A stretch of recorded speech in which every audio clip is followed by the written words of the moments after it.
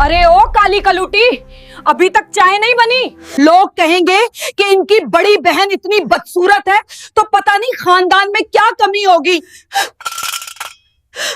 अगर खाने में कोई कमी हुई तो तेरी खाल उधेड़ दूंगी। शहर के एक पुराने मोहल्ले में एक बहुत ही पुराना मकान था जिसकी दीवारों का प्लास्टर जगह जगह से उखड़ चुका था और उसी मकान की चार दीवारी के अंदर सकीना की पूरी दुनिया सिमटी हुई थी। सकीना, जिसकी उम्र तो अभी सिर्फ 7 साल थी, लेकिन उसकी आंखों में ऐसी उदासी थी जैसे उसने सदियों का गम देखा हो। सकीना का कसूर सिर्फ इतना था तो उसका रंग गहरा काला था। उसकी मां तो उसे जन्म देते ही अल्लाह को प्यारी हो गई थी और यह बात भी सकीना के लिए एक ताना बन गई थी। मोहल्ले की औरतें और खुद उसके घर के लोग कहते थे कि यह लड़की तो पैदा होते ही अपनी मां को खा गई, मनहूस है, काली है। सकीना के वालिद जनाब अहमद साहब एक बहुत ही शरीफ और सीधे साधे इंसान थे। वे सरकारी दफ्तर में एक छोटी सी नौकरी करते थे। बीवी के इंतकाल के बाद घर को संभालने के लिए और सकीना की परवरिश के लिए उन्होंने दूसरी शादी कर ली थी।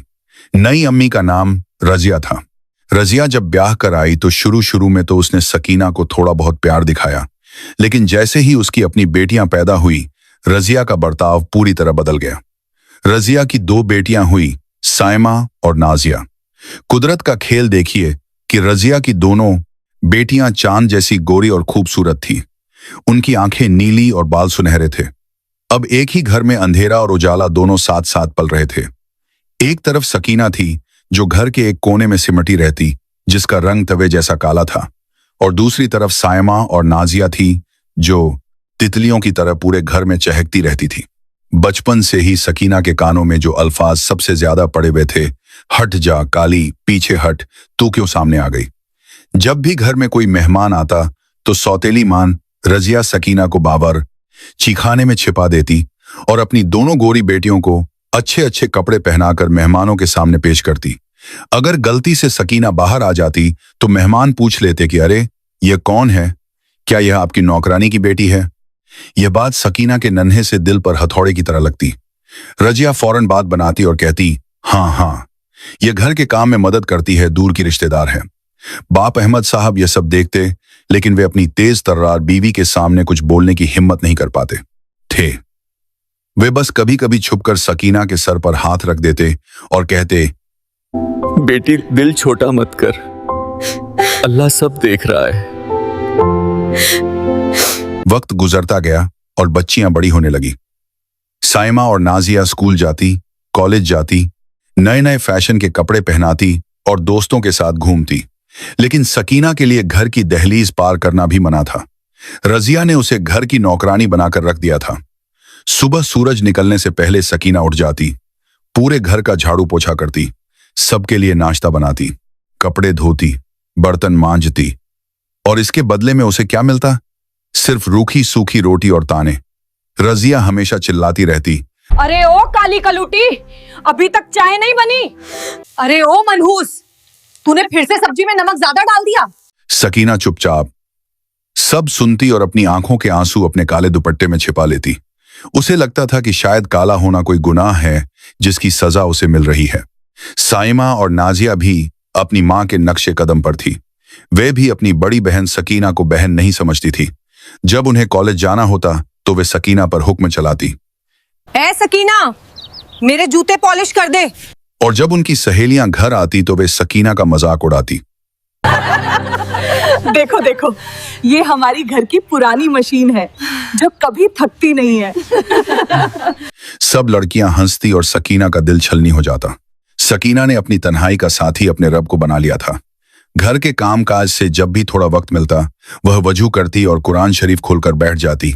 उसका रंग भले ही काला था, लेकिन उसकी आवाज में इतना दर्द और इतनी मिठास थी कि जब वह कुरान की तिलावत करती तो सुनने वालों के रोंगटे खड़े हो जाते। मगर अफसोस, उसके घर वालों के पास उसकी यह खूबी देखने के लिए आंखें नहीं थी। वे तो बस उसकी खाल का रंग देखते थे। रजिया अक्सर कहती, कुरान पढ़ने से तेरा रंग गोरा नहीं हो जाएगा, कोई नहीं ब्याहेगा तुझे, तेरी तो शक्ल देखकर लोग डर जाएं। तो मोहल्ले में उसकी शादी की बातें होने लगी। अहमद साहब बहुत फिक्रमंद थे। वे चाहते थे कि उनकी बेटी का घर बस जाए। उन्होंने कई जगह सकीना के रिश्ते की बात चलाई, लेकिन जहां भी वे सकीना का जिक्र करते लोग साफ मना कर देते। एक बार रिश्ता देखने वाले आने वाले थे। रजिया ने बहुत कहा कि मेहमानों के सामने सकीना को मत लाओ, रिश्ते वाले भाग जाएंगे। लेकिन अहमद साहब ने जिद की कि नहीं, मैं अपनी बेटी को छिपाऊंगा नहीं। उस दिन को सकीना कभी नहीं भूल सकती थी। उसे एक सादे से सूट में तैयार किया गया। लड़के वाले आए। लड़का, उसके मां बाप और उसकी बहन। उन्होंने पहले सायमा और नाजिया को देखा जो सजी संवरी घूम रही थी। लड़के की मां ने सायमा की तरफ इशारा करके पूछा, क्या यह है लड़की? जी नहीं, ये मेरी छोटी बेटी है। बड़ी बेटी सकीना है, जिसके लिए मैंने आपसे बात की थी। फिर सकीना चाय की ट्रे लेकर कमरे में दाखिल हुई। जैसे ही उसने नजर उठाई और लड़के वालों ने उसका चेहरा देखा, कमरे में सन्नाटा छा गया। लड़के की मां ने मुंह बिगाड़ लिया। लड़के ने तो चाय का प्याला तक हाथ में लेने से मना कर दिया। लड़के की मां ने उसी वक्त सबके सामने कहा, भाई साहब, आपने हमें धोखे में रखा। आपने ये नहीं बताया था कि लड़की इतनी काली है। हमारे खानदान में आज तक इतना काला बच्चा पैदा नहीं हुआ। अगर मेरा बेटा इससे शादी करेगा तो लोग क्या कहेंगे? हम तो किसी हूर परी की तलाश में थे और आप हमारे सामने ये कोयला ले आए।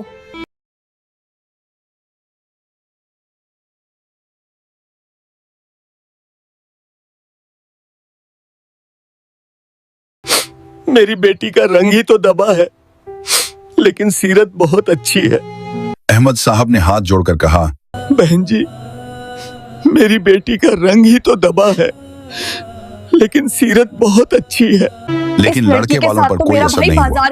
अंकल, सीरत का हम क्या अचार डालेंगे? इस लड़की के साथ तो मेरा भाई बाजार में निकलने में भी शर्म महसूस करेगा। और वे लोग बिना चाय पिए उठकर चले गए। जाते जाते वे सकीना की तरफ हिकारत भरी नजरों से देख गए, जैसे वह कोई इंसान नहीं बल्कि कोई गंदगी का ढेर हो।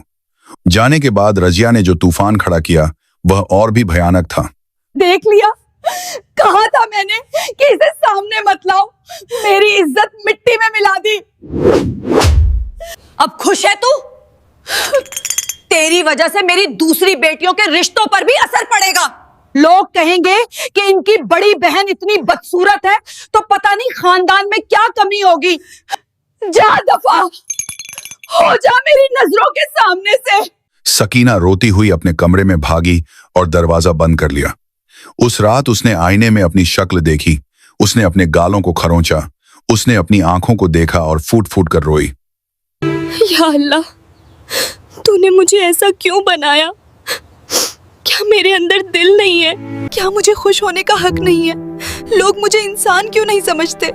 वह पूरी रात जाए नमाज पर बैठी रहे। या मेरे मालिक, या तो मुझे उठा ले या मेरी तकदीर बदल दे। मुझे इस जिल्लत की जिंदगी से निजात दे। मेरा कोई नहीं है सिवाय तेरे। सब मुझे ठुकरा देते हैं, तू तो मुझे मत ठुकराना। उस रात सकीना ने एक अजीब सा सुकून महसूस किया। उसे लगा जैसे कोई कह रहा हो कि सब्र कर ए बंदी, तेरा इम्तिहान सख्त है लेकिन इनाम भी बहुत बड़ा होगा। दिन गुजरते गए। सायमा और नाजिया के लिए अच्छे अच्छे घरों से रिश्ते आने लगे। रजिया बहुत खुश थी। उसने तय कर लिया था कि वह अपनी बेटियों की शादी किसी अमीर घराने में करेगी। सकीना अब घर के किसी कोने में पड़ी रहती। अब तो अहमद साहब ने भी उम्मीद छोड़ दी थी। वे भी थक चुके थे लोगों की बातें सुन सुनकर। वे सोचने लगे थे कि शायद सकीना को पूरी जिंदगी इसी घर में बूढ़ा होना पड़ेगा। फिर एक दिन मोहल्ले में एक खबर आग की तरह फैल गई। पता चला कि शहर के सबसे बड़े सेठ, जिनका लंदन में बहुत बड़ा कारोबार है, उनका बेटा शादी के लिए वतन वापस आया है। उनका नाम हाजी सुलेमान था और उनके बेटे का नाम समीर था। लोग कहते थे कि समीर इतना खूबसूरत और अमीर है कि उसके लिए तो वजीर आला की बेटी भी लाइन में खड़ी हो जाए। हाजी सुलेमान का खानदान बहुत दीनदार और रईस था। वे लोग एक ऐसी लड़की की तलाश में थे जो घरेलू हो और दीनी हो। रजिया ने जब यह सुना तो उसके कान खड़े हो गए। उसने सोचा कि अगर मेरी बेटी सायमा या नाजिया की शादी समीर से हो जाए तो हमारी तो लॉटरी लग जाएगी, हम माला माल हो जाएंगे। उसने अहमद साहब के पीछे पड़कर किसी तरह बिचौलिए के जरिए अपना संदेशा हाजी सुलेमान के घर तक भिजवा दिया। उसे पूरा यकीन था कि उसकी बेटियों की खूबसूरती देखकर वे लोग इनकार नहीं कर पाएंगे। हैरानी की बात यह हुई कि हाजी सुलेमान की तरफ से जवाब आ गया कि वे लोग लड़की देखने आ रहे हैं। रजिया की खुशी का ठिकाना नहीं रहा। पूरे घर में जैसे ईद का जश्न शुरू हो गया। घर की पुताई करवाई गई, नए पर्दे लगाए गए। सायमा और नाजिया को ब्यूटी पार्लर भेजा गया ताकि वे और ज्यादा चमक सकें। तरह तरह के पकवान बनने की लिस्ट तैयार हुई, लेकिन इन सब तैयारियों का बोझ किस पर था? जाहिर है सकीना पर। खबरदार, जो तू उस दिन मेहमानों के सामने आई तो बावर्ची खाने में रहेगी और वहीं से सारा खाना भिजवाएगी। और सुन, खाना ऐसा होना चाहिए कि मेहमान उंगलियां चाटते रह जाएं। अगर खाने में कोई कमी हुई तो तेरी खाल उधेड़ दूंगी। सकीना ने चुपचाप सर झुका लिया। उसके दिल में भी एक छोटी सी ख्वाहिश जागी कि कोई मुझे भी देखने आता। लेकिन उसने अपनी इस सोच को झटक दिया। उसके लिए तो बस तंदूर की आग और मसालों की महक ही मुकद्दर थी। वह दिन आ गया। हाजी सुलेमान, उनकी बीवी और उनका बेटा समीर 3 बड़ी बड़ी गाड़ियों के काफिले के साथ उनके मोहल्ले में दाखिल हुए। पूरा मोहल्ला उन्हें देखने के लिए छतों पर चढ़ गया। समीर, जो लंदन से पढ़कर आया था, उसने एक सादा सा कुर्ता पाजामा पहना था और चेहरे पर सुन्नत के मुताबिक छोटी सी दाढ़ी रखी हुई थी। वह इतना नूरानी लग रहा था कि देखने वालों की नजरें नहीं हट रही थी। वे लोग घर में दाखिल हुए। रजिया और अहमद साहब ने उनका शानदार स्वागत किया। साइमा और नाजिया को बिल्कुल परियों की तरह सजाकर बिठाया गया था। समीर की वालिदा ने लड़कियों को देखा। उन्होंने तारीफ की, माशाअल्लाह, बच्चियां तो बहुत प्यारी हैं। रजिया फूल कर कुप्पा हो गई। उसने साइमा की खूबियां गिनानी शुरू कर दी। जी, मेरी साइमा तो इंग्लिश मीडियम में पढ़ी है, इसे मॉडर्न दुनिया की सब समझ है। ये आपके बेटे के साथ लंदन में बहुत जचेगी। लेकिन समीर खामोश था। उसकी नजरें कुछ और ही तलाश रही थी। खाने का वक्त हुआ। दस्तरखान बिछाया गया। जब खाना परोसा गया तो बिरयानी, कोरमा, कबाब और शाही टुकड़ों की खुशबू से पूरा कमरा महक उठा। समीर ने जैसे ही बिरयानी का पहला निवाला मुंह में रखा, वह रुक गया। उसने अपनी मां की तरफ देखा। मां की आंखों में भी चमक आ गई। खाना वाकई बहुत लजीज था। ऐसा जायका उन्होंने बड़े बड़े होटलों में भी नहीं चखा था। समीर ने अहमद साहब से पूछा, यह खाना किसने बनाया है? जी जी, ये मेरी बेटी साइमा ने बनाया है। इसे खाना पकाने का बहुत शौक है। इसे खाना पकाने का बहुत शौक है। समीर ने साइमा की तरफ देखा और पूछा, क्या वाकई आपने बनाया है? इसमें कौन कौन से मसाले डाले हैं? साइमा घबरा गई। उसे तो यह भी नहीं पता था कि बिरयानी में हल्दी डलती है या नहीं। वह हकलाने लगी। जी, वो अम्मी ने बताया था। मसाला, वो पैकेट वाला। समीर समझ गया कि झूठ बोला जा रहा है। उसने नरमी से लेकिन मजबूती से कहा, देखिए खालाजान, मैं लंदन में रहा हूँ, लेकिन मुझे इंसान की परख है। जिस हाथ ने ये खाना बनाया है उसमें सिर्फ हुनर नहीं बल्कि बहुत सारा सब्र और मोहब्बत है। कमरे में सन्नाटा छा गया। रजिया के पसीने छूट गए। अहमद साहब ने हिम्मत करके सच बोल दिया, बेटा, आप सही कह रहे हैं। ये खाना मेरी बड़ी बेटी सकीना ने बनाया है। समीर ने कहा। मैं उससे मिलना चाहता हूँ। रजिया ने तड़प कर कहा, नहीं नहीं बेटा, वो मेहमानों के सामने नहीं आती। शर्मीली है और वैसे भी वो आपके लायक नहीं है। उसका रंग। समीर ने हाथ उठाकर रजिया को रोक दिया। अहमद साहब अंदर गए।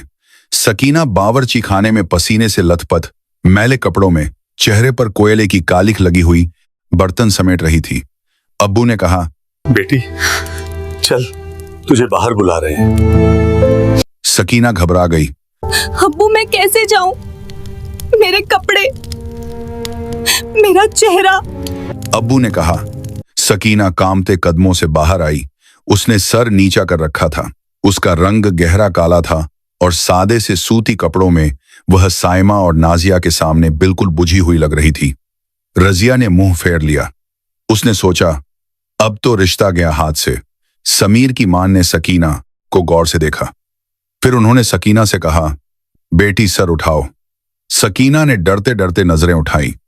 उसकी बड़ी बड़ी काली आंखों में एक अजीब सी कशिश थी, एक पाकीज़गी थी जो शायद साइमा और नाजिया के मेकअप के नीचे दबे चेहरों में नहीं थी। समीर ने सकीना को देखा। सब लोग सांस रोके इंतजार कर रहे थे कि अब समीर क्या कहेगा। शायद वह मजाक उड़ाएगा, शायद वह उठकर चला जाएगा, रजिया तो तैयार थी कि अभी बेइज्जती शुरू होगी, लेकिन तभी समीर ने जो कहा उसने वहां मौजूद हर शख्स को हिलाकर रख दिया। समीर ने अपनी मां से कहा, अम्मी जान, मुझे मेरी जीवन साथी मिल गई। मैं इसी लड़की से निकाह करूंगा। एक पल के लिए लगा जैसे वक्त रुक गया हो। रजिया को लगा उसने गलत सुना है। क्या इस काली कलूटी से? समीर बेटा, तुम होश में तो हो? ये कोयला है, कोयला। तुम लंदन से आए हो, तुम्हें तो कोई मॉडल जैसी बीवी चाहिए। खाला जान, आप जिसे कोयला कह रही हैं, मुझे उसमें हीरा दिखाई दे रहा है। लंदन में मैंने बहुत गोरी चमड़ी देखी है, बहुत मेकअप वाले चेहरे, लेकिन मैं एक ऐसी बीवी की तलाश में था जिसके चेहरे पर नहीं बल्कि रूह पर नूर हो। जब मैं अंदर आ रहा था तो मैंने देखा कि एक कमरे में कोई लड़की कुरान की तिलावत कर रही थी। उसकी आवाज में जो दर्द था उसने मेरे दिल को छू लिया। फिर मैंने ये खाना खाया जिसमें खिदमत का स्वाद था। और अब जब मैंने इसकी आंखों में देखा तो मुझे हया और शर्म दिखाएगी जो आजकल बहुत कम मिलती है। खूबसूरती तो वक्त के साथ ढल जाती है खाला जान, लेकिन सीरत हमेशा कायम रहती है। मुझे शोपीस नहीं चाहिए, मुझे एक साथी चाहिए जो मेरे घर को जन्नत बना सके, और वो यही है। सकीना को अपने कानों पर यकीन नहीं हो रहा था। क्या कोई वाकई उसकी तारीफ कर रहा है? क्या कोई उसके काले रंग के पार उसकी रूह को देख पा रहा है? उसकी आंखों से टप टप आंसू गिरने लगे। अहमद साहब की आंखों में भी खुशी के आंसू थे। उन्होंने अल्लाह का शुक्र अदा किया। रजिया और उसकी बेटियां जल भुनकर खाक हो गई। साए मां ने तो गुस्से में पैर पटक दिया। यह कैसे हो सकता है? उसने मुझे रिजेक्ट कर दिया और इस काली को चुन लिया। उसकी इज्जत का जनाजा निकल गया। लेकिन समीर का फैसला अटल था। हाजी सुलेमान ने भी बेटे के फैसले पर रजामंदी दी, क्योंकि वे जानते थे कि समीर की पसंद कभी गलत नहीं होती। बात पक्की हो गई। निकाह की तारीख तय हुई। रजिया ने अभी भी हार नहीं मानी थी। उसने कई बार कोशिश की कि किसी तरह समीर के कान भरे जाएं। उसने पड़ोसियों के जरिए कहलवाया कि सकीना मनहूस है, बीमार रहती है। लेकिन समीर ने किसी की एक न सुनी। वह जान गया था कि यह सब जलने वालों की चालें हैं। निकाह का दिन आया। सकीना को दुल्हन बनाया गया। आज भी रजिया ने उसे कोई खास जेवर नहीं दिए थे, लेकिन हाजी सुलेमान के घर से जो जोड़ा और जेवर आए थे वे किसी रानी के लिए बने लगते थे। सकीना ने जब सुर्ख लाल जोड़ा और हीरे का हार पहना तो उसका सांवला रंग भी चमक उठा। शहर की सबसे शानदार बारात आई, जिसे देखकर कल तक ताने देने वाली औरतें भी दंग रह गईं। रजिया और उसकी बेटियां ईर्ष्या में जल रही थीं, क्योंकि जिस सकीना को उन्होंने रसोई में छिपा कर रखा वह आज रानी बनकर विदा हो रही थी। निकाह के बाद समीर ने सकीना को गले लगाकर वादा किया कि वह उसे दुनिया की हर इज्जत देगा। अपने महल जैसे घर में समीर ने सकीना का घूंघट उठाकर उसे यकीन दिलाया कि वह उसकी जिंदगी का सुकून है। इस एक मोहब्बत भरे लम्हे ने सकीना के बरसों के जख्म भर दिए। वक्त बदला और सकीना एक आत्मविश्वास से भरी मलिका बन गई जो समीर के बिजनेस में भी हाथ बटाती थी। दूसरी ओर रजिया के परिवार पर दुखों का पहाड़ टूट पड़ा। दोनों बेटियों की शादियां टूट गईं और अहमद साहब के ऑपरेशन के लिए 5 लाख रुपयों की जरूरत आन पड़ी। लाचार होकर रजिया मदद मांगने समीर के दफ्तर पहुंची, जहां सकीना ने अपनी पुरानी कड़वाहट भूलकर उसे गले लगा लिया। सकीना ने न केवल अपने वालिद का बेहतरीन इलाज कराया, बल्कि अपनी सौतेली बहनों को भी दोबारा बसाया। उसने अपने नेक बर्ताव से साबित कर दिया कि रंग से ज्यादा दिल की खूबसूरती मायने रखती है। सब्र का फल हमेशा मीठा होता है, और जो अल्लाह पर भरोसा रखते हैं उन्हें कभी हार का मुंह नहीं देखना पड़ता।